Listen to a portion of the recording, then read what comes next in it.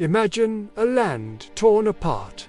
Tribes are at war, kings are locked in a struggle for power, and invaders are circling like vultures, waiting for the final collapse. This land was England, long before it became the nation we know today. Before there was one England, there were many smaller kingdoms, each proud, each powerful, and each dangerously isolated. Names like Mercia, Wessex, Northumbria, these were the identities that mattered. But as enemies from the sea, the Vikings crashed upon their shores, and chaos threatened to consume them, the people of this land learned a truth as old as time itself. Divided, they were nothing but prey.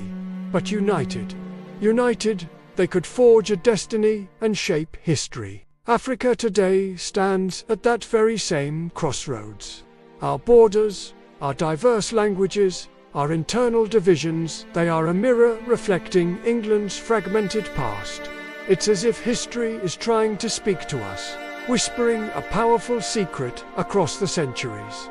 Unity is the foundation of power. When England finally began to unite, something profound happened. They built a common identity. They were no longer Mercian, or Saxon, or Anglo, they became English. That fundamental shift in mindset transformed bitter rivals into brothers, and sworn enemies into fellow builders of a new nation. Africa can do the same.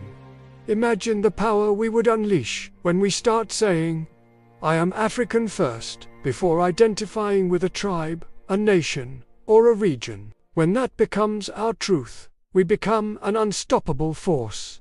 England also discovered the incredible power of language. From a chaotic landscape of scattered dialects, a single, dominant tongue emerged: English. This common language became the vehicle for law, culture, science, and innovation, connecting people from one end of the land to the other. Africa can build its own linguistic bridge, a shared language, whether it's an existing one, like Swahili, which already connects millions, or a newly crafted Pan-African language could unite over 1 billion voices into a single, harmonious rhythm. Imagine a continent speaking with one heartbeat, sharing ideas and dreams without barriers. Then, there was the crucial element of leadership. Figures like Alfred the Great were visionaries. He was one of the first to see that unity wasn't about conquering his neighbors. It was about collective survival.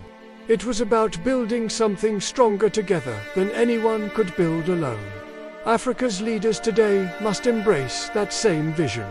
It's time to empower our institutions, like the African Union, transforming them from symbolic bodies into a powerful shield for our continent. We need one unified government, one continental defense force, and one shared vision for an Africa that no outside power can exploit or manipulate. When England united, it was finally able to defend itself against the relentless Viking invasions. A united Africa, in the same way, can protect itself from the modern-day invasions we face: crippling economic manipulation, suffocating debt traps, and the digital colonization that seeks to steal our future. Unity is our strongest defense. After political unity came economic unity. England created a single trade zone, with one currency and one set of commercial laws. And what followed? Unprecedented prosperity. That is Africa's next great frontier.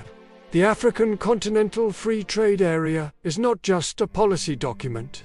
It's the blueprint for our economic liberation. It's a vision of a single market where goods, ideas, capital, and dreams can flow freely from Cairo to Cape Town, from Dakar to Djibouti. But unity isn't just about laws and economics. It's about the soul of a people. It's about culture. England consciously built myths and legends that made the idea of being English feel sacred. King Arthur, Shakespeare, Robin Hood, these were heroes and stories that bound people's hearts to the idea of a single nation. Africa must tell its own stories, and tell them with pride. Our history is overflowing with legends. From the immense wealth and wisdom of Mansa Musa, to the fierce courage of Ya'as Antiwa, from the unbreakable spirit of Nelson Mandela to the revolutionary vision of Thomas Sankara. Our heroes, our epics, our innovations, they must be brought back to life. Their voices echoing louder than ever before, inspiring a new generation. And finally, we must embrace the virtue of patience. The unification of England wasn't an overnight event. It took centuries of struggle, setbacks, and slow progress. Africa's journey to unity will also take time. It won't be easy, and it won't happen tomorrow. But every step we take matters. Every cross-border collaboration, every student exchange, every shared project, every time we choose solidarity over division, we bring the dawn of a united Africa a little closer. Because when Africans stop fighting each other, when we learn to see beyond the artificial lines of tribe and border, we will finally discover the same truth that England did all those centuries ago. Divided, we are many small, vulnerable pieces. But united, we are mighty. The world once learned to fear the power of a united England. The day is coming when it will learn to respect the power of a united Africa. If you believe in this vision for Africa's unity, show your support. Hit that like button, share this message with everyone you know, and subscribe for more stories that are dedicated to awakening the spirit of a new, united Africa. Together, let's not just imagine this future, let's get to work and build it. Thank you for watching.